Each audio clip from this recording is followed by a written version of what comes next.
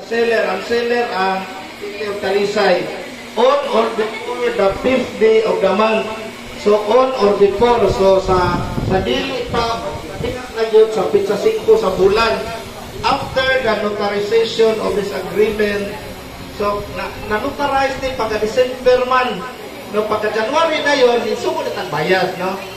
Until the full consideration shall have been paid, the beneficiary is given a grace period of 5 days.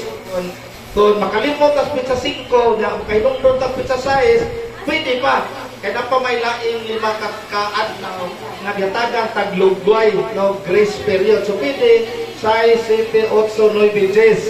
No, pwede pizza 10, mabayad ta sa atong monthly amortization. From due date, which pay to pay the monthly amortization. If the last day of the grace period falls on Saturday, so kung pizza 10, Sabado siya, Domingo, or legal holiday, the payment shall be made on the next working day. So patan na Judith 5, kunya waka kabayad na pizza 10, Sabado, Domingo man, pili pa ka mo bayad pagka Lunes. Wala pa na siya penalty. No? Ay holiday man, no? However, the beneficiary may, at its option, pay outright in a lump sum its obligation before the set period to pay expires. So, pay lump sum, pwede ito bang dublihot, pwede itong bayaran ngayon. No, ako dito ko sa Pizza 9, yun ko nga ito nga, i-full na lang ni sir, ayaw na lang pag binuhat i-full, ayaw lang usa, kay magsunod, magsubay ko sa usay kasabutan diri sa kuan sa atong agreement, no? So, ito, nibayad ko, atong karon Pizza 9 ko nibayad, no? So, i-full na lang sa ibayad, kay magsunod ko kung usay ni agreement. So, kanalasakan to ninyo, so Pizza 5 kada buwan o nadunay lugway adlaw.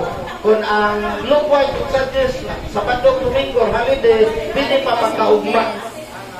Ayun.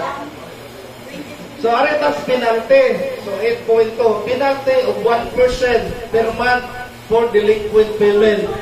So panalitan ang delinquent payment gani kung naata sa lending pick account kon na one day gani inawa ka kabayad, delinquent ka kapatan Pizza 10, no, ang atong lugway pagka 11 wa ka kabayad, consider ka as delinquent. Lumaman na sa kuhan kay awakos kooperatiba ron. So one missed payment bisag one day, delinquent na siya tawhana. So penalty of 1%. So kung Pizza 12 ka o Pizza 11 ka ni bayad na dili halin dia Pizza 10, kung ka kay delinquent na ka, no. So, ang imong penalty, 1% per month for delinquent payment. So, kanang buwan na, kanang kumpito na o 1% ikan sa imong amortization na amount. No? Pero wala pa man siguro i-computa na ito, no? Wala pa ba? Ana? Ana na penalty, no? So, 1% per month kada bulan. Failure to make such payment on its due date shall entitle the seller to impose 1% monthly surcharge on the amount. So, tungod kay sila may pagiyan. Nakani, ito entry, ato ni tanaw na 3-month delinquency a ground for rescission or disqualification. So, 3 months na watak na bayad, pwede i-raon, no, i-resist pa, rescission or disqualified ta sa nini maong programa, no? Failure of the beneficiary and or its officers or members to pay at least 3 monthly installment, successive or cumulative. Successive kanang sunod-sunod or cumulative gani kada bitaw bayad ka karon ya sunod ni bayad sunod buwan o kanay cumulative. Successive kani kanang tuloy-tuloy ito January, February, March o kabayad ato pa delinquent ka ja pata ni bayad ka January pagka February 1 ka March pagka naso cumulative nga tulo ka buwan, no? So mo na ipasabot ani.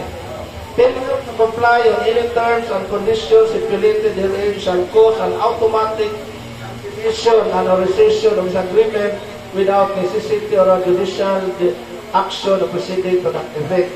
Kung dungan aning infantry na diri sa 7.2 unsa may buhaton sa gobyerno kung ilang is disqualified na dito sa 7.2 the right of the homeowners or community association and the agreement of members to substitution of members who default in payment of at least 3 monthly amortization installment due. So, ang kitang kapulungan ng owners, doon ay katungod na dyan, atong i-assign o lain. Ano siya sa 17 po ito. So, kanang siguro ilang karoon na, ano sila sa June, matulino ni Joanna, na nanay mga letter, katong walang June mubayad. Nanay mga letter ba, kahit pato na ko siya, nanay mga namatay, wala to, folder dito. Sa dagang pa kayo makabayad di reserve, bisa sa 10% kanit.